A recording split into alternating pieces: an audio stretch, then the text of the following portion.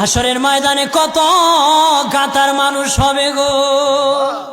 নবী বলেন আয়েশা, হাসরের ময়দানে মানুষ 120 কাতার মানুষ হবে। কয় কাতার? আয়েশা রে, হাসরের ময়দানে 120 কাতার মানুষ হবে। আয়েশা সিদ্দিকা বলেন ইয়া রাসূলুল্লাহ, ইয়া রাসূলুল্লাহ, আমি জানতে চাই আপনি রাসূলুল্লাহর উম্মত কত কাতার হবে? নবী বলেন আয়েশা, আমি রাসূলুল্লাহর উম্মত একাই 80 কাতার হবে।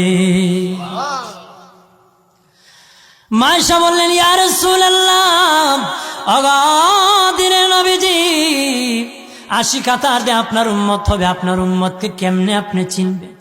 নবী বলেন আয়েশা রে, আমার উম্মতকে 3টা পরিচয় আমি চিনব।